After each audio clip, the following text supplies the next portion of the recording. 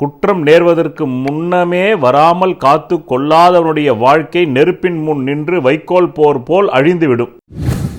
யோகம் என்பது உங்களுடைய உழைப்பு, அதை நல்லா புரிஞ்சுக்கிங்க. ராஜயோகம் என்பது பெரு உழைப்பு. மோட்ச வீடை கொண்டு போய் எதனால 12ஆம் இடத்துல வச்சான்? ஏன் மோட்ச வீட்டை கொண்டு வந்து 2ஆம் இடத்துல வைக்க முடியாதா?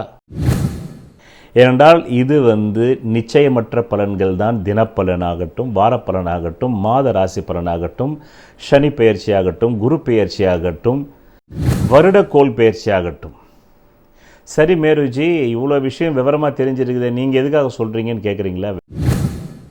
வைத்தியனும் பைத்தியக்காரனாக இருப்பான், அங்கே வைத்தியம் பார்க்கப்படும் நோயாளியும் பைத்தியக்காரனாக இருப்பான். அதனால் இதே ஆசை ராசி பலன் மேலே வந்ததுன்னு நீங்கள் இந்த குறளுக்கு ஒப்ப உங்கள் வாழ்க்கையை தொலைத்து விடுவீர்கள். வரும் முன்னர் காவாதான் பண்ண முடியாது.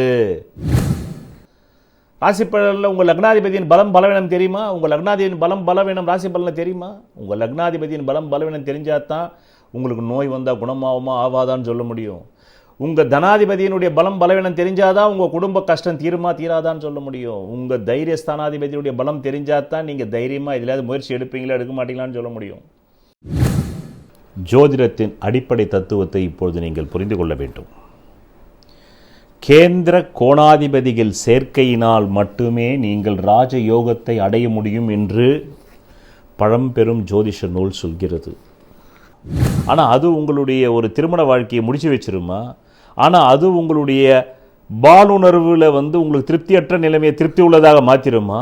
ஆனால் அது உங்களுக்கு உங்கள் லட்சியத்தில் ஈடுபட்டு வெற்றி அடை செஞ்சிருமா? அது உங்களுடைய பிறவி பயனை தந்துவிடுமா? இவ்வளவுதான் விஷயம். தராது தராது தராது. அப்படி இப்பொழுது நடந்திருக்கின்ற இந்த சுக்கிரன் யார் தெரியுமா? யாருடைய ஜாதகத்தில் சுக்கிரன் பலவீனமாக இருக்கோ அவனுக்கு சரியான பொண்டாட்டியே முதல்ல அமையாது தெரியுமா? அவனுக்கு 7 கூட நினைவான பலமாக இருக்கட்டும். சுக்கிரன் தான் குடும்ப தலைவிக்கு அதிபதி. நீங்கள் பயிற்சி எடுப்பதில்லை ராஜயோகம் நிகழ்வது, அதனால தான் அதிருஷ்டம்னா அதனுடைய திருஷ்டியிலே இல்லைன்னா ஜோதிடம் அதை ஒரு அளவுக்கு இருக்குதுன்னு சொல்லுது. ஆனால் அப்படி இருக்குதுன்னு சொன்னவன் அதை பயிற்சி அடிக்காமல் விட்டுட்டான்னா இல்லாமே போதே. அதனால தானே ஒரு யோக ஜாதகமும் அவயோக ஜாதகனா வாழ்கிறான். இந்த ஆர்டிஃபிஷியல் இன்டெலிஜென்ஸ் என்கின்ற 5ஆம் தொழில் புரட்சி தான் 6ஆம் தொழில் புரட்சியான அஸ்ட்ராலஜி இன்டெலிஜென்ஸ். உலக மக்களா வணங்கத்தக்க தத்துவ ஞானி ஆவான்றாக வணங்கத்தக்க கமெண்ட் வந்துருச்சே. இது வரலன்னா தான் நான் சந்தேகப்படணும் 500 கோடி வருமா வராதான். இது வந்துருச்சுன்னும் போது நான் ஏன் சந்தேகப்படணும்? ஒன்று நடந்தால் இன்னொன்று நடக்கும். ஜோதிடத்தில் ஒன்றே நடக்கலைன்னா இன்னொன்று நடக்காது.